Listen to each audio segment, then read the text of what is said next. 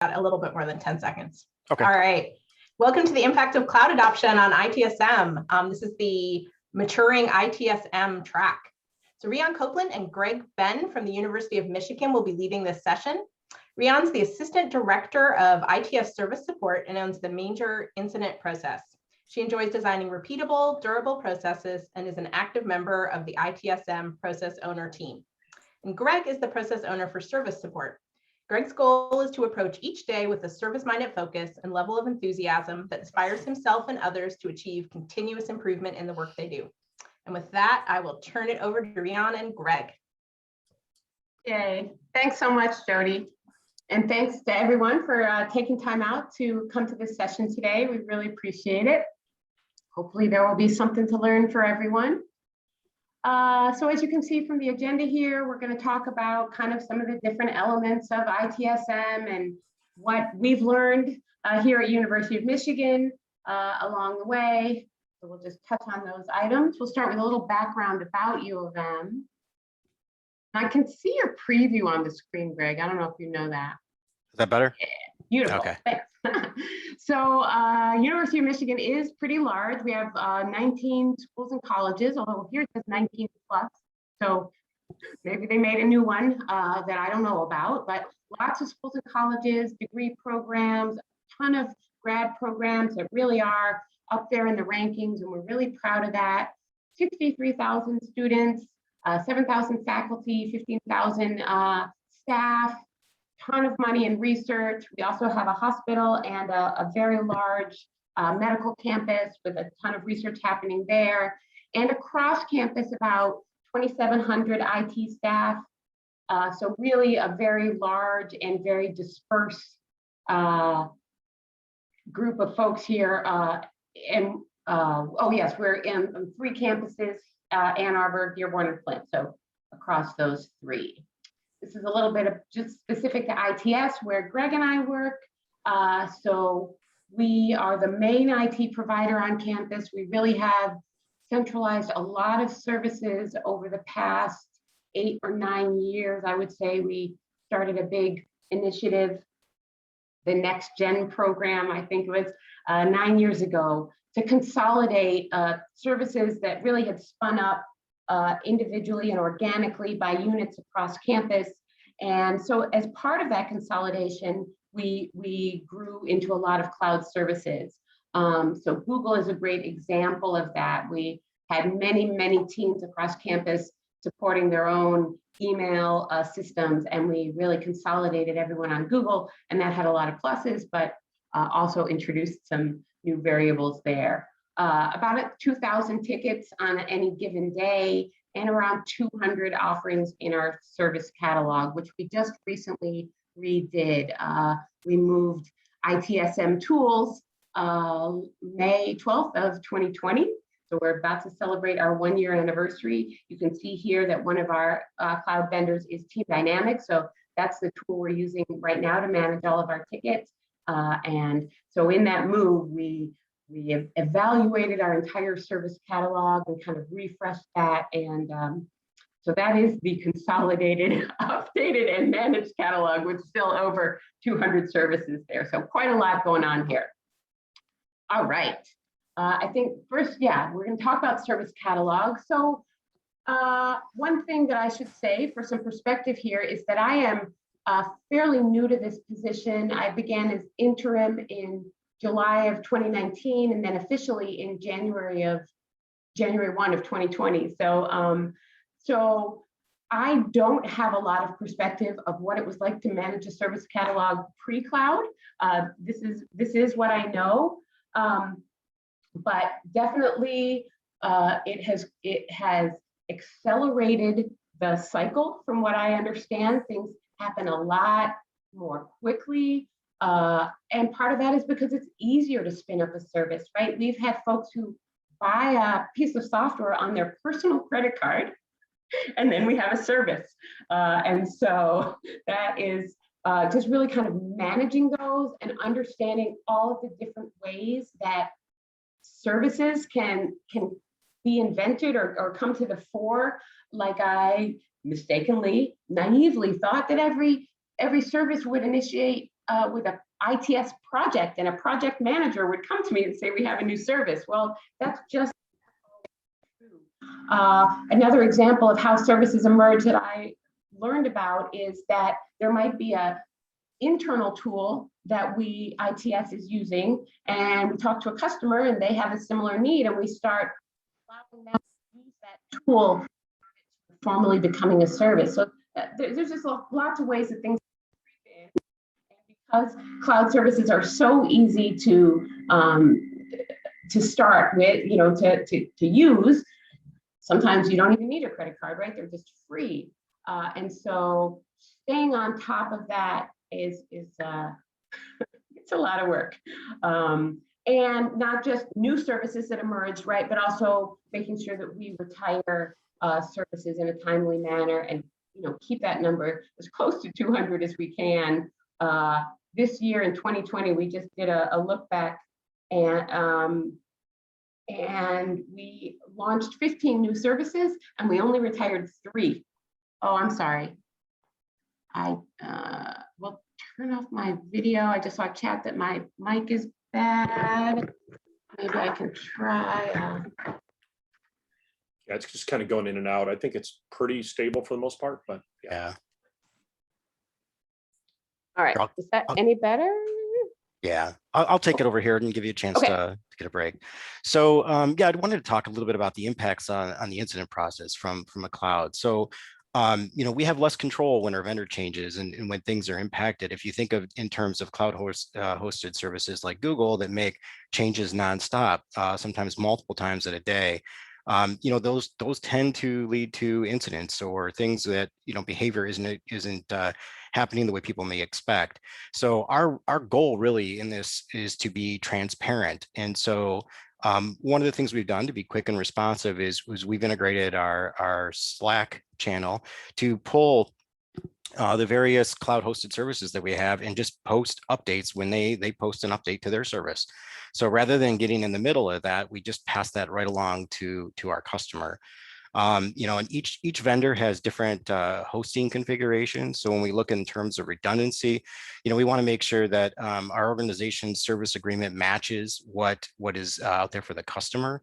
Trying to understand and minimize the service disruptions downstream, because sometimes services are hosted on services, and so it can get complex really quick, especially when you have multiple services that are dependent.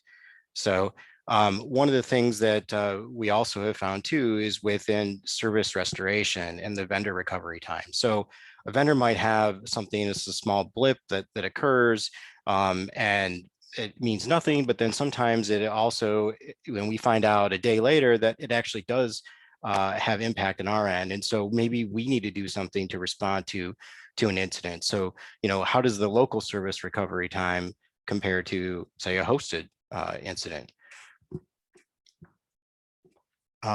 Also in regards to this too is in the problem process too. So transparency, again, it's huge. So we want to make sure that, we have all of our problem records created as they impacted from, or they're impacted by a vendor. So we're not having to push those communications out to everyone, multiple times or in different means. We can, pretty much update that through the record. It saves us time with the customer being able to check those status pages, and it because it is transparent, they can see that we're working on something while we're waiting for the vendor to resolve an issue or fix something. It also can be very proactive at times, and it can be very helpful. So we leverage ITSM to relate vendor tickets. So if a vendor has an open problem, it's good practice to relate it on our end, particularly if we know that it's going to be some time before something gets repaired or next change, that kind of thing. Impacts on knowledge. So don't reinvent the wheel. Let me say that again. Don't reinvent the wheel. So vendor hosted cloud documentation tends to be pretty darn good. So where you might want to say, hey, we want to host it here because we want to be able to see how often it's reviewed, or we want to be able to see who's using it. Some of the ITSM tools have thumbs up, thumbs down capability if a knowledge article is worth it. those are all nice things to have, but if the vendor is providing documentation that is clear and concise, there really isn't a need to recreate it. That said, sometimes vendor documentation is different, right? It looks different, the branding's different, maybe the wording that they choose. I mean, we had at one point in time at the University of Michigan, we were renaming all the services out there to be something more university specific. So we put an M in front of everything and called it something else. And so when you do that, then people are wondering, well, is this the service I'm using or is it not? So that can be a problem as well.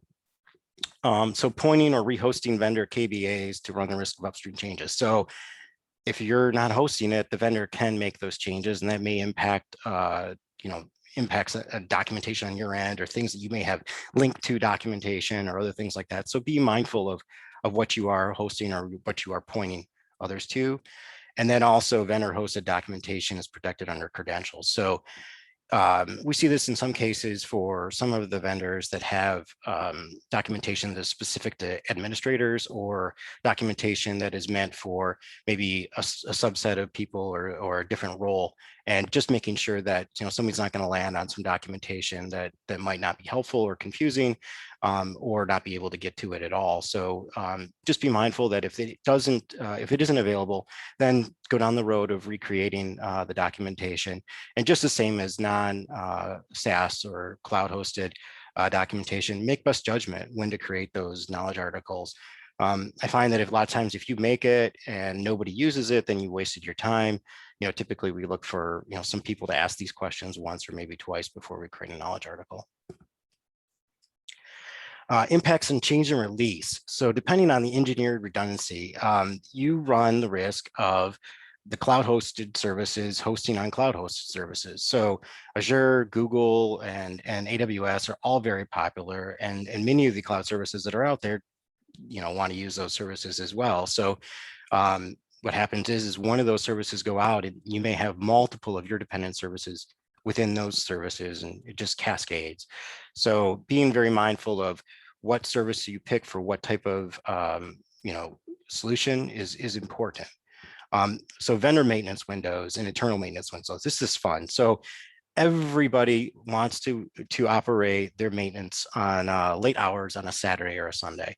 It's a very popular time. So in this particular case, what happens when, say, an ITSM tool is not available? And that's when your individuals or your tech staff or on your end are doing their maintenance.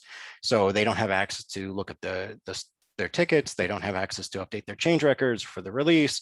They can't post status entries, that kind of thing. So really knowing, what is being impacted upstream and downstream. And lastly, but not least, it's important to stay on top of your vendors to know what changes they have in place. So sometimes they have minor maintenance releases, nightly or weekly, and just to recognize when they're actually going to use those release windows and when they're not.